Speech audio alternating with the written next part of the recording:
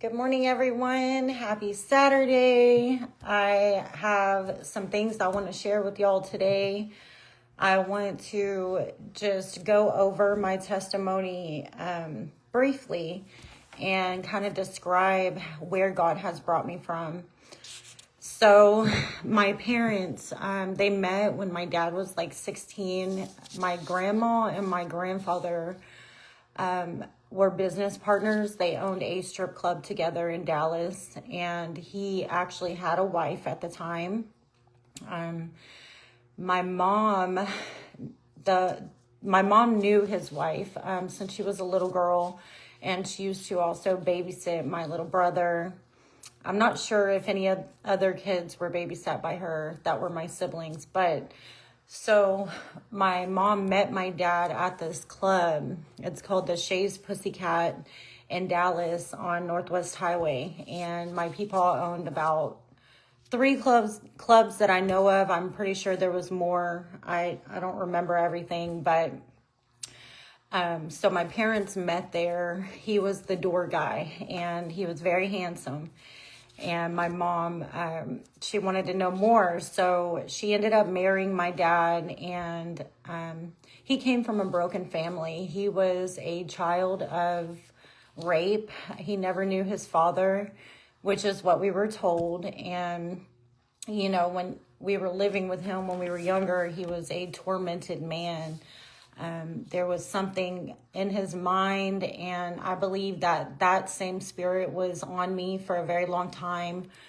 But God broke that curse off my life.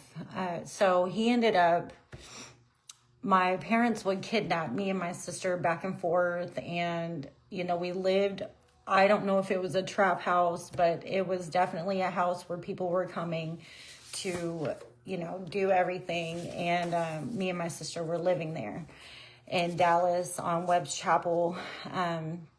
So we were passed back and forth. We were not ever stable. We probably went to 10 different schools, never had friends that stuck around. So in the end, my mom went to prison in 99, and me and my sister were living with my dad, and we were living in Duncanville, and I was going to Hastings, Bird Middle School, Daniel Intermediate, and we were living with my dad there. And he, you know, my grandmother passed away. She was the woman that was in our lives that was taking care of us at the time. And she was 52. I believe it was the year 2000. She passed away from, she had an enlarged heart, and her heart exploded. So me and my sister were heartbroken. My grandfather had moved in with us after his wife died. So it was me, Dad, Linda, and Peepaw living in this house in Duncanville. And me and Linda were taking care of him. He had cancer. And I know it's a lot of jumbo, but so I decided one day that I wanted to be reunited with my mom. I was tired of the lifestyle that was going on at my dad's. We had rats, roaches, dogs everywhere. He was trying his hardest to take care of us, and it was like a spirit of oppression on us. You know, my sister had her friends. She was always going out. But me, you know, he was making me weld and build fences and build concrete slabs and do plumbing and roofing and painting. And we did chain link fences, panel fences, picket fences. We did all kinds of fences and barbed wire. I remember he taught me how to drive a tractor. So, you know, I got to spend a lot of time with him before he passed. Hi, Latrice. Good morning. I'm sharing a bit of my testimony, and then I have some stuff I want to read out of the Bible. So my dad ended up, he took his life in 2004. It was 2 days after my 15th birthday, and I had already been living with my mom. He surrendered me to her when she got out of prison and married the children's pastor of the church. And my sister stayed with my dad. And I wanted a normal life. I wanted structure, and that's exactly what I got. My stepdad, he was not letting me get away with nothing. He was very on my butt about everything. And that's why when y'all saw me out there, as a young teenager in HEB, I was wild because I came from Dallas, from a background of no rules and nobody caring, and then go straight into my parents, Carol and Jim, where there was structure and very much so discipline. So, me and my stepdad, we didn't really get along for a long time. And then when my dad died, it got worse. I hated him. I hated my stepdad. I wasn't going to listen to anything he had to say. There was a lot of physical roughing up, and we just could not get along. And I ended up, when I was 15, I wasn't coming home after school. I wasn't going to school, and my mom couldn't find me. So they just said, hey, you need to go stay either with your aunt in East Texas, or you need to go stay with Jamie. And I wanted to continue having my circle of friends that I've never had friends. So I went from Trinity High School to LD Bell High School. And I was in 11th grade at LD Bell, living with my sister, Jamie. And that's where I met my daughter's father. It was through mutual friends, but I met him. He was talking crazy to one of my friends that I was like running off to her house all the time, and they were dating. And when I heard him just his garbage, I grabbed the phone and I was like, I don't know who you're talking to like that. And he's like, well, who are you? And anyway, I ended up getting pregnant at 16. And I moved in with him and his family, his mom, dad, sister, and him.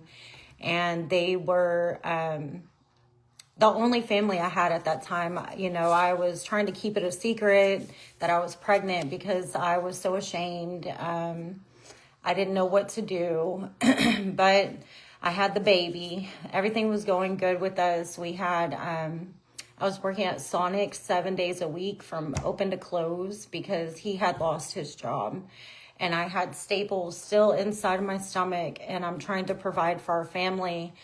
And during that time, he was throwing parties. He was doing all these things that was pulling us apart. So she was about 3 months old when we separated, and it was a war from then on. My heart was shattered. My heart was broken. I ended up getting on drugs, and I had nowhere to call home. I was like a wanderer. I was couch surfing. At every party I was there, and I was acting stupid. And I'm sure, it's for a reason. God doesn't do anything for, an accident. He doesn't allow everything to happen for no reason. So, I was about 18 years old. I got married to a guy from the church. I was trying to get my daughter back, and have a family. And we ended up I thought we got an annulment when I went off to Dallas to become a dancer at 19. But it turns out we actually got a divorce. And I had no idea until just recently. But we have not communicated at all. And so I went to Dallas for 4 years. And from 19 to 21, I worked at... what's it called? $1 Million Saloon in Dallas. And there was pimps everywhere, and they were trying to get me beat up until I cooperated, or they were lurking around me trying to take my money.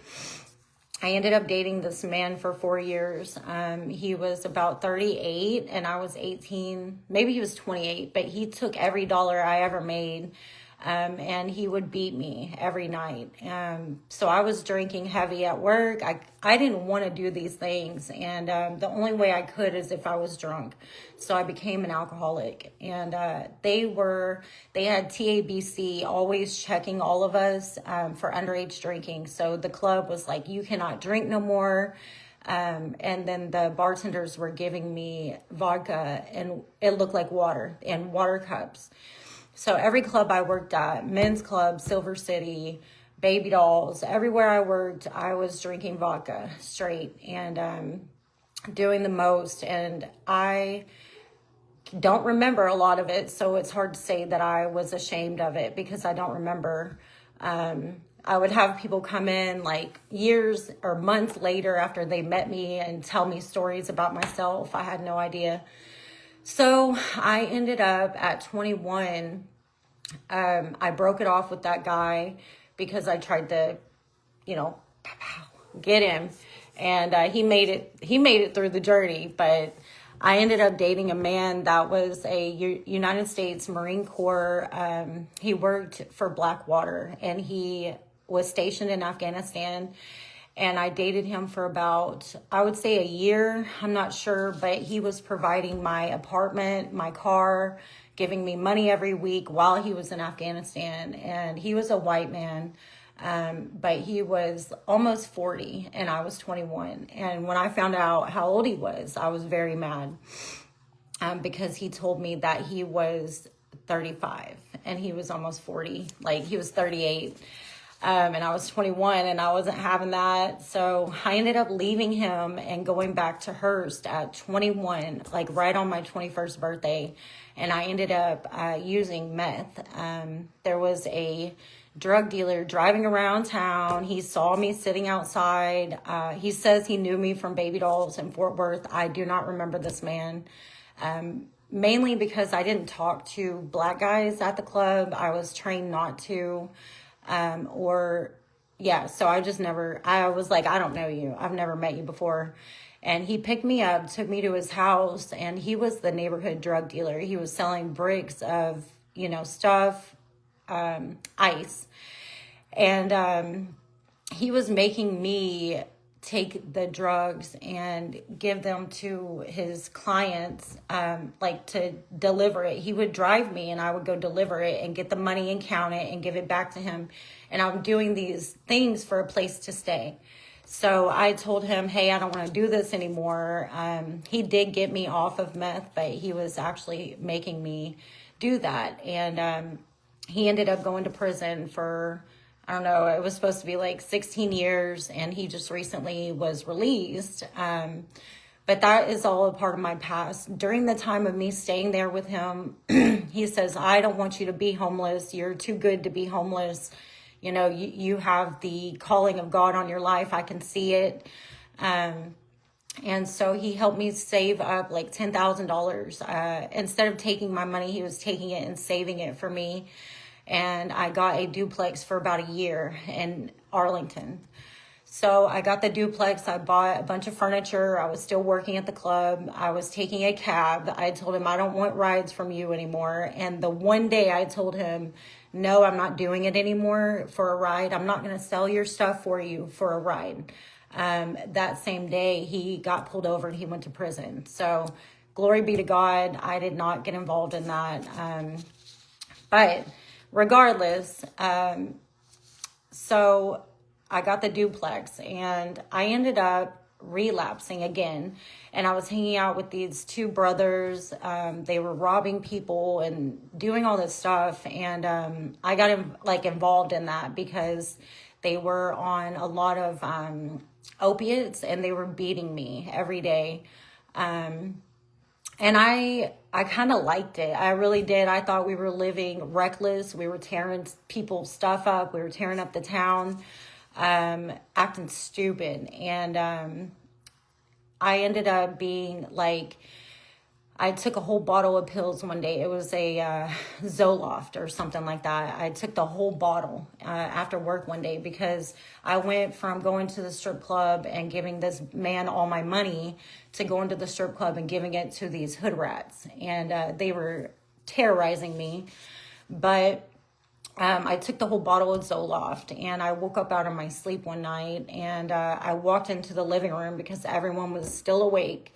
at 3 o'clock, I guess. I don't know. But I went in there and I just fell straight on my face, and I'm pretty sure I broke the nerves in my face. And they drugged me like by my hair to the toilet, stuck their finger down one of them stuck his finger down my throat and made me throw up. And I'm screaming, call the police, I'm dying.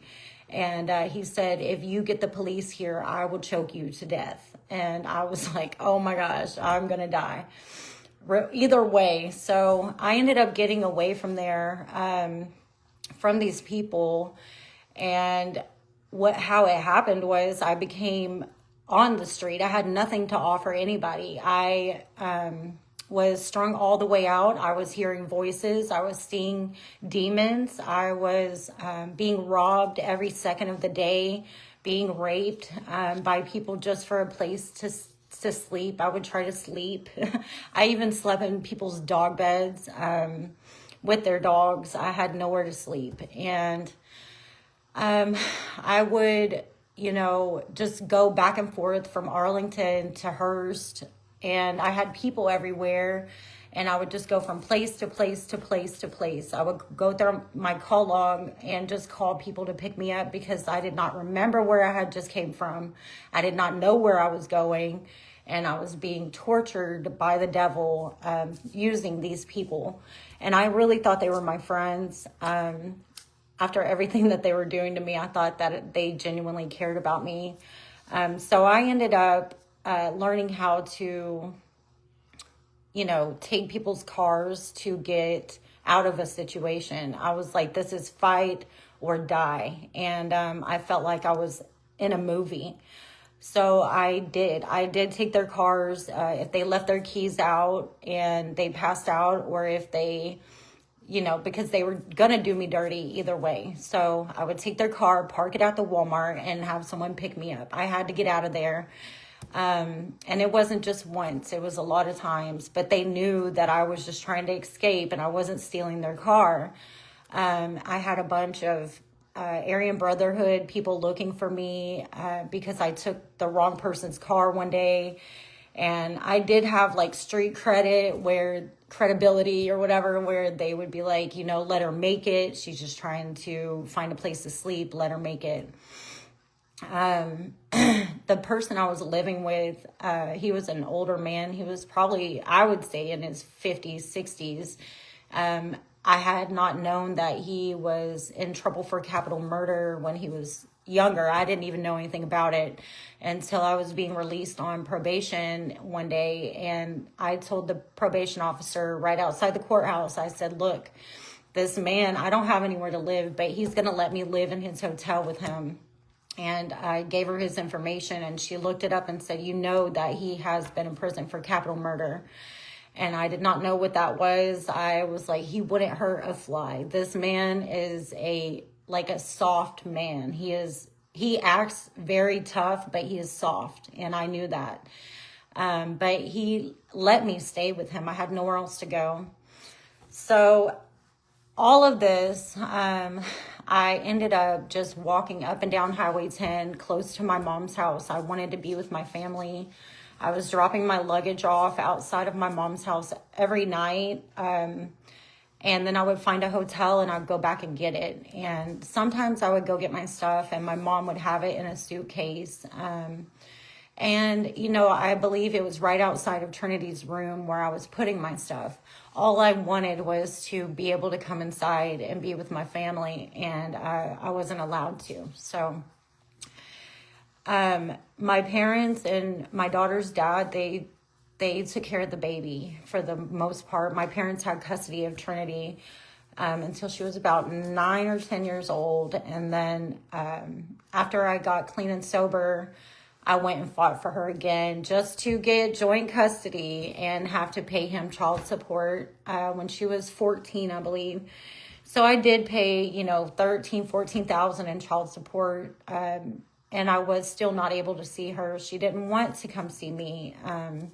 But there was a time when I did get out of prison that she was restored with me. My parents had custody, but they said, go ahead. She needs to be with you. She's, getting a little cocky. We can't deal with it. We're getting older. So I called her dad. I said, look, we need to do something. She doesn't need to be living with my parents. We need to figure this out. And he ended up getting sole conservatorship. But I wanted her to have a stable life. I didn't want to keep taking her through the court system, through all these, visitations and all this. I said, go live your life, girl. Go live your life. I am going to be here. I know I'm going to be here. I'm not going to hold you back. Because every little girl wants to be with her friends on the weekends. They don't want to be, having to be passed back and forth for visitation. So I took that loss, and I know that it produced something inside of me and inside of her. One day there will be a restoration. So when I was 24, I was living on Bowen in Arlington with this man, and his wife and kids had left, and we were living in this house, and he was drilling the doors shut every night. He owned a couple businesses, a tattoo shop, a motorcycle shop, and stuff. So I thought, hey, he's got money. I fell in love with him. We lived together for a while until the partying became where it wasn't fun anymore. And he ended up moving other girls in while we were still together. And so I took a guest room, and I just stayed in there. I had a bathroom, a guest room, but he was throwing so many parties that everyone was getting spun out. The cops were always trying to catch us. And years were going by before I got saved. Years were going by. It was probably 5 years. I didn't speak to any of my family. I didn't get to see my daughter or speak to her. I just accepted my fate that this is going to be my life forever. I'm going to be a drug addict for the rest of my life. And I always knew that I wasn't meant to be there with what was going on. And I felt like I was violating myself, like God had already been ministering to me as a child. And so I was like self-sabotaging. I did not want to live. I didn't have a purpose in this life. I didn't care anymore about anything. And I was sabotaging. And I do believe a lot of it had to do with my dad's death, the trauma, and then the postpartum after having a baby, and then the baby being ripped away from me. I was mentally deteriorating, and I was a violent person. I was angry at the world. So in 2015,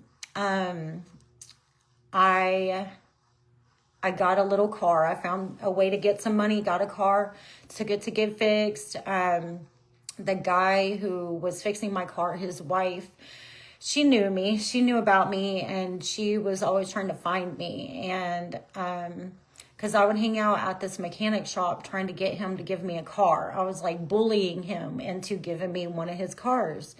And he would give them to me to get out of his work area, because I would just be there. Like, I need a car. And I would have like holes all in my face, and everyone's like, what is she doing?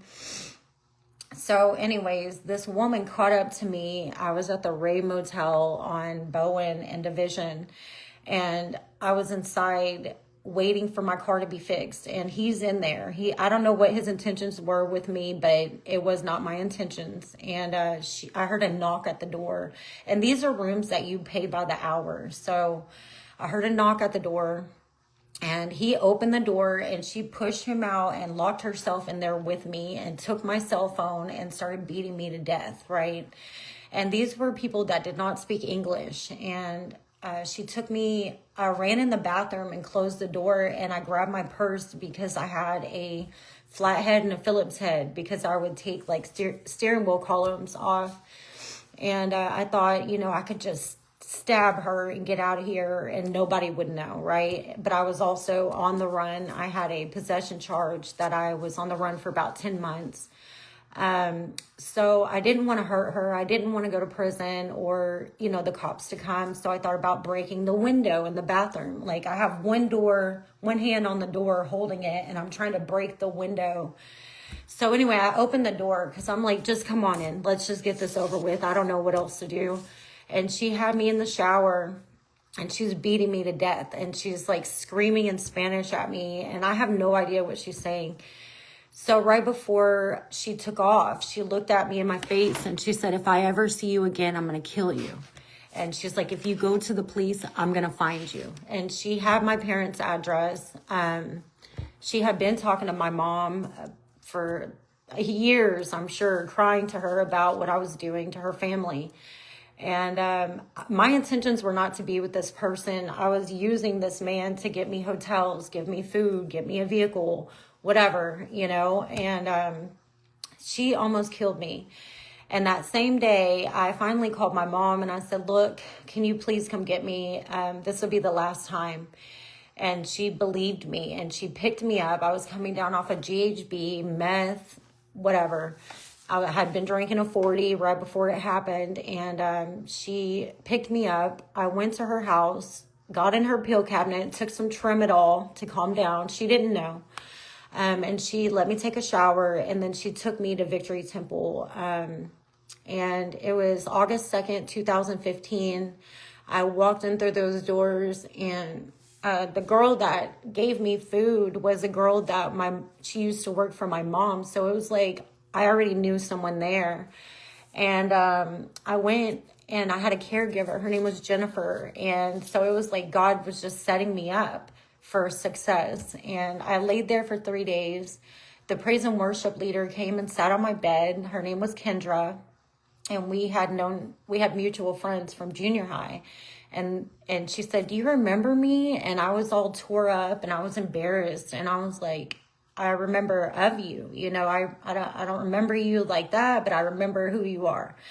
So I ended up just like bonding with this girl and all the girls in the home. And they kind of like welcomed me in, gave me food, gave me clothes, gave me a shower.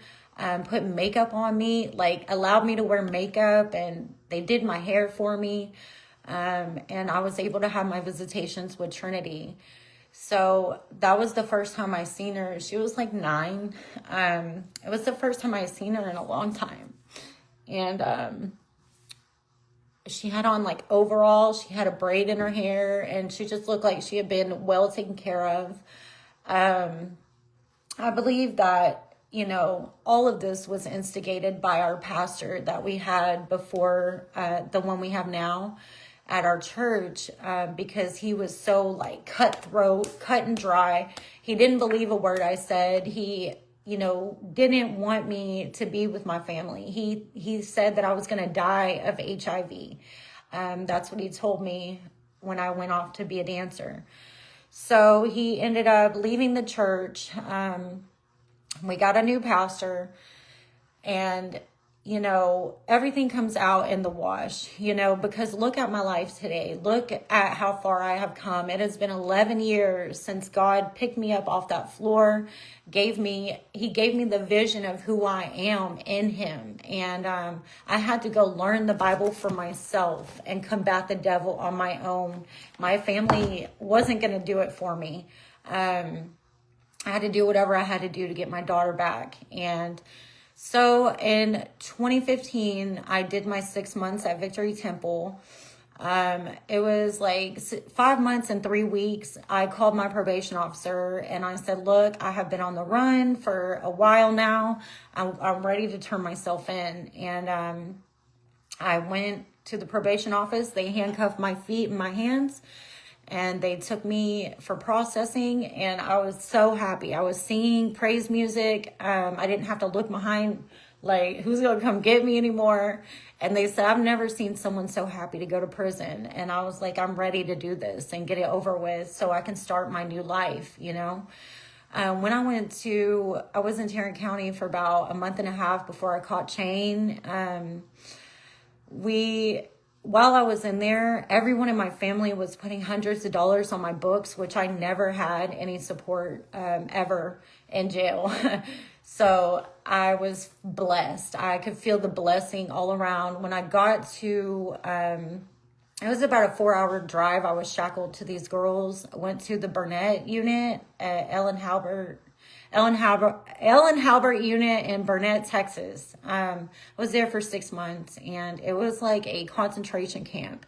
It was like the hardest thing I've ever had to do. But being in that women's home helped me to learn how to deal with people, how to talk to people, how to sit up under authority, how to be respectful. So I went to Safe P, and they call it snitch camp. And it was hard. It was hard for me. You know, you got to write a TPR on any bad behavior, and sit in an encounter circle. And so when people see you doing something, they would write you up and you would be confronted about your thing. So did all that, got out of Safe P, and my mom asked my little brother, hey, can Jennifer come live with you? And his wife at the time said yes. And they had like 5 kids already in a 3-bedroom apartment. So they let me sleep in the little girls' room and with all the girls, and I would go stay with my mom as much as I could. But while Trinity was there, I wasn't allowed to be around her still after recovery. I had to go through the family court system and do supervised visitations with the lady that was in charge of all of it, I guess. I don't know. But I did everything I was supposed to do. God restored Trinity to me. We were living together for about a year. I was taking her every day to 6th grade. Every day. I remember I took her to her first day of pre-K, and then I was there for her last year of 6th grade. So I did come home. I did make it back. So, and the whole time I was fighting to stay alive so that I could just be the mother for her. And here I am. I'm still alive. I'm still waiting for her. But anyways, I never thought I would have kids. My first husband and I, when we were together, I wasn't able to get pregnant. I would go to the doctor. I had an IUD. It was launched through my stomach, and I could not get it out. So at Victory Temple, Miss Anna sent me to JPS, and they took that stupid thing out of me. And when I got out of prison, I had been doing good for about almost 2 years on my own. No drinking, no smoking, no men, going to church, solely focused on God. And, you know, just being up under my mom, I got aggravated with her. And I took her disciple, which is Bethany's dad. I took him to my house, and we were hanging out. You know, we both were street-minded, coming off the streets, both went through Victory Temple. We were talking about it. I was lonely, and he became my best friend, and I ended up, you know, getting pregnant. And it was hard, you know, being on probation, coming off the streets, and then finding out that you're pregnant. But I raised this baby on my own. I took care of her. I put her first before I did anything else. And there was some times where I could have been a better mother, but nothing has happened to my child. I have been right there with her the whole time. So let's fast forward to 2018. I had the baby. 2 weeks after I had Bethany, I went to court one more time with Trinity's dad, and they told me that I was an unfit mother because they said that, I guess Trinity's dad pulled up, you know, the record of Darian, and they used that against me in court. I didn't know. They're like, you don't see the Chinese, you know, tattoos. And I'm like, I met this dude at church. I don't think he's a gang member. I don't know Chinese, but anyway, my pastor was sitting right next to me at court when they asked me, where did you bring this man to conceive this child? Because he can't be at your house.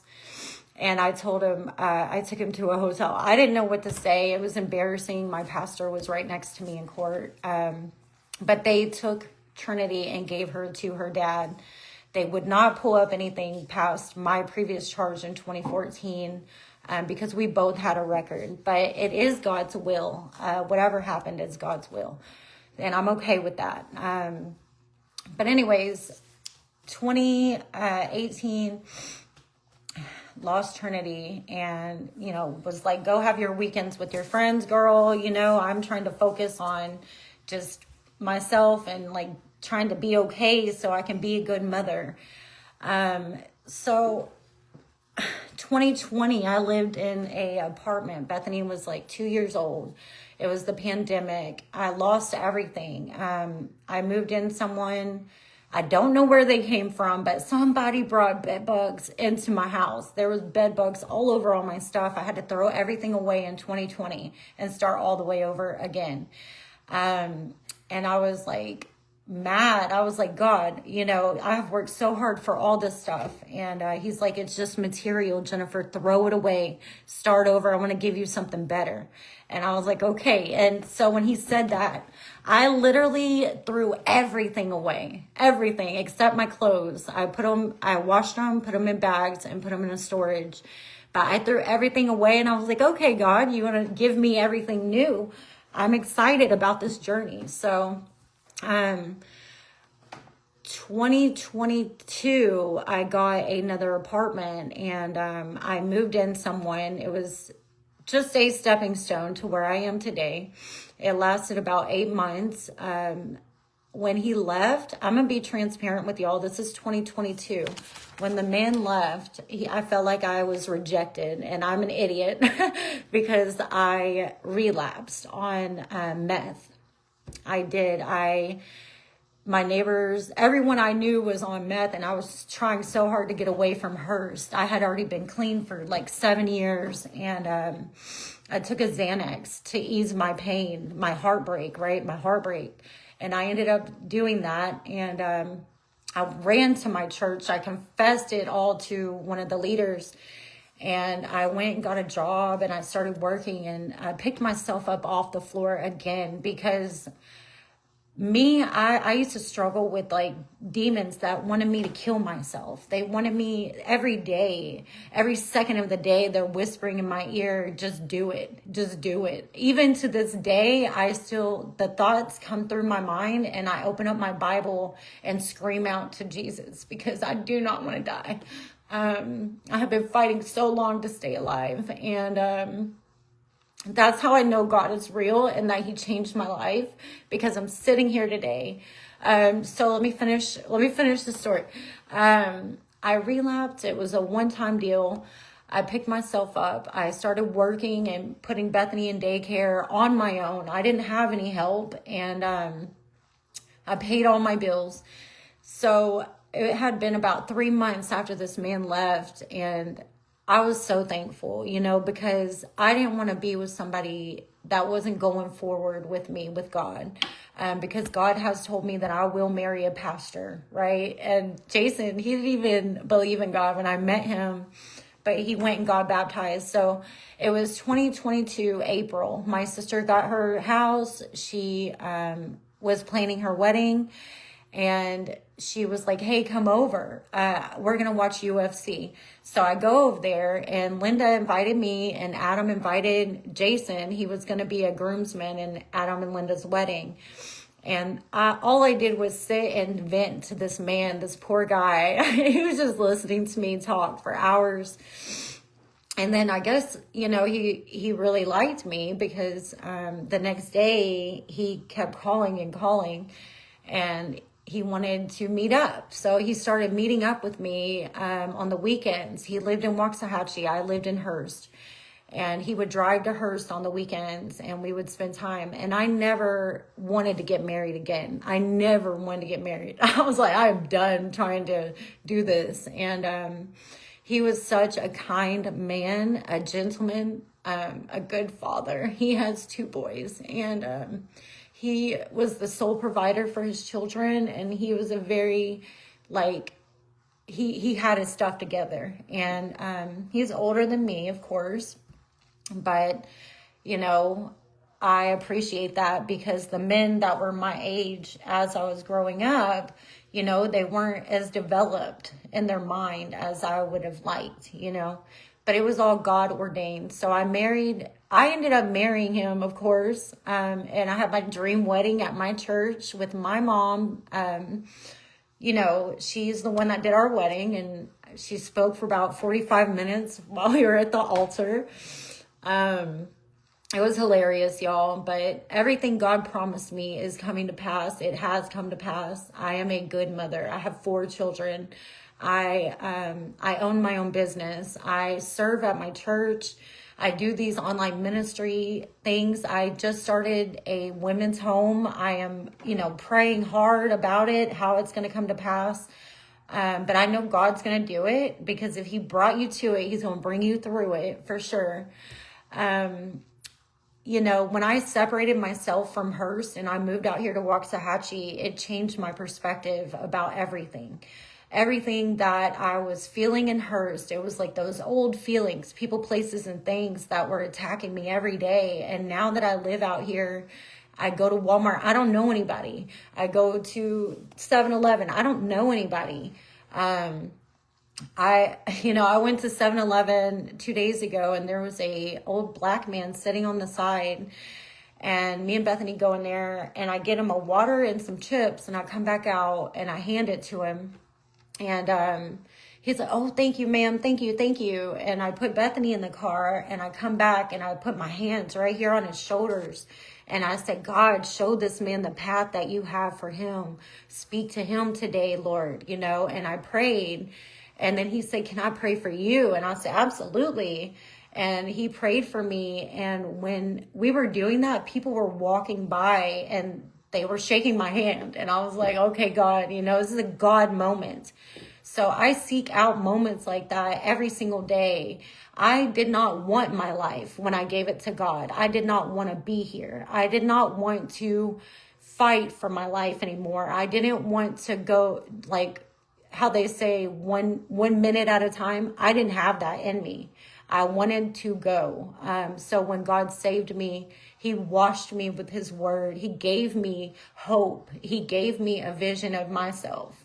He gave me my family, like my grandma, my aunts and uncles, my cousins. I didn't get to see them for almost, 10 years. I was out there being abused and being tormented. And I made it all the way back swinging, y'all, for Jesus. So, just recently, I bought myself a brand new Cadillac, and I didn't go posting pictures about it. I don't talk about it because I know that's a blessing from the Lord, and I'm not boasting about anything. But when I'm riding in my car and it's got the heated seats and the heated steering wheel, and I'm on my way to work, or I get off and my back is breaking and I put that heated seat on, I'm like, thank you, Jesus. Thank you for this beautiful car that is like driving on a cloud. I am so grateful. So yes, God has completely came and restored me. He has separated me from the things of the past, and I will never go back. When I see people that are struggling, I see myself in them, and my heart breaks. I want to help people. I don't want to see them like on their way to hell, because if I had died in my sin, I would not be here today. I would be going straight to hell on Judgment Day.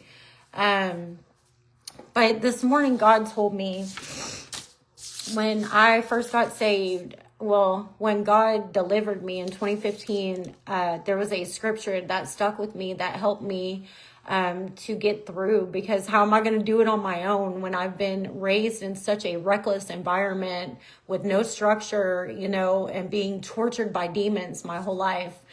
And it was Proverbs 3:6. It says, "Acknowledge the Lord in all your ways, and he shall direct your path." So in every situation that I make, I think about, what would God want me to do? What would God want me to do? And that's how I see all these blessings all around me, because I'm listening to him. He is the one that is shepherding my life. So I also, when I looked up Proverbs 3 this morning, y'all, I looked it up in the Passion Translation, and it was powerful. And I just want to read it with y'all. And then I have another little thing I want to read. This little. So I know I talk a lot. And this one's going to be long, so brace yourselves. This is Proverbs 3, and this is the Passion Translation. It says, hold on to loyal love and don't let go. And be faithful to all that you have been taught. Let your life be shaped by integrity, with truth written upon your heart. That's how you will find favor and understanding with both God and men. You will gain the reputation of living life well. Trust in the Lord completely and do not rely on your own opinions. With all your heart, rely on him to guide you, and he will lead you in every decision that you make. Become intimate with him in whatever you do, and he will lead you wherever you go. Don't think for a moment that you know it all, for wisdom comes when you adore him. with undivided devotion and avoid everything that's wrong. Then you will find the healing refreshment your body and spirit long for. Glorify God with all of your wealth, honoring him with your first fruits, with every increase that comes to you. Then every dimension of your life will overflow with blessings from uncontainable source of inner joy. My child, when the Lord God speaks to you, never take his words lightly and never be upset when he corrects you. For the Father's discipline comes only from his passionate love and pleasure for you. Even when it seems like his correction is harsh, it is still better than any father on earth gives to his child. Blessings pour over the ones who find wisdom, for they have obtained living and understanding. As wisdom increases, a great treasure is imparted, greater than many bars of refined gold. It is more valuable commodity than gold and gemstones, for there is nothing you desire that could compare to her. Wisdom extends to you long life in one hand and wealth and promotion in the other hand. Out of her mouth flows righteousness, and her words release both law and mercy. The ways of wisdom are sweet, always drawing you into the place of wholeness. Seeking for her brings the discovery of earth's foundations and wisdom's blueprints. By his living, understanding all the universe came into being.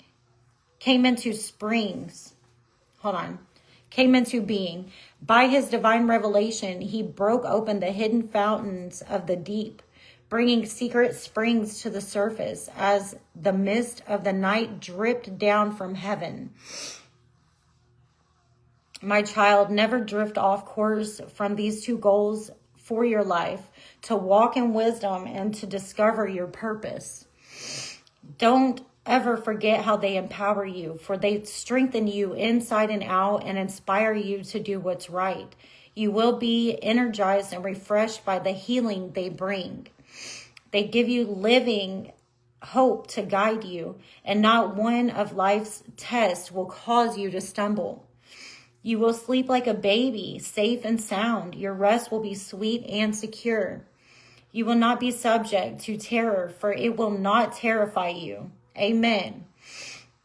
Nor will the disrespectful be able to push you aside, because God is your confidence and your debt when you have the ability. God is your confidence in times of crisis, keeping your heart at rest in every situation. Why would you withhold payment on your debt when you have the ability to pay? Just do it. Pay your debt. When your friend comes to ask you for a favor, why would you say, perhaps tomorrow, when you have the money right there in your pocket? Help him today. Why would you hold a grudge in your heart towards your neighbor who lives right next door? And why would you quarrel with those who have done nothing wrong to you? Is that a chip on your shoulder? Don't act like those bullies or learn their ways. Every violent thug is despised by the Lord, but every tender lover finds friendship with God and will hear his intimate secrets. The wicked walk under God's constant curse, but the righteous walk under a stream of his blessing, for they seek to do what is right. If you walk with the mockers, you will learn to mock, but God's grace and favor flow to the meek. Stubborn fools fill their lives with disgrace, but glory and honor rest upon the wise. That is very powerful. And when I got saved, y'all, I used to I was still coming off the streets, and I didn't know how to act. I didn't know how to, it was hard. And I believe that when I started learning about what a Jezebel is, in the church, that I wanted to be the opposite of that, right? And so I looked up the definition for a Jezebel just to enlighten everybody about what it is. A Jezebel spirit is a term used in certain charismatic Christian circles to describe a demonic force believed to influence people toward manipulation, control, idolatry, modeled after the biblical Queen Jezebel, it is associated with false prophecy, undermining authority, seduction, and promoting or teaming with apostasy or immorality. So that actually helped me a lot. I don't want to be like that. I don't want to be trying to seduce people. I don't want to be speaking false prophecy, trying to control people, because God, he's the one that's in control. We have to let God do his job, y'all. We cannot control people. We can only control ourselves, y'all. If you have the fruit of the Spirit, which is love, joy, peace, patience, kindness, goodness, faithfulness, gentleness, and self-control. We have to have the fruit of the Spirit to have the self-control to lay down the things that were causing us to stumble. And once I learned how to have a fruit of a spirit, I was able to conquer all those things. So I love you guys. I love you, Latrice. I love you, Jason, while you're out there fishing. I see you watching me.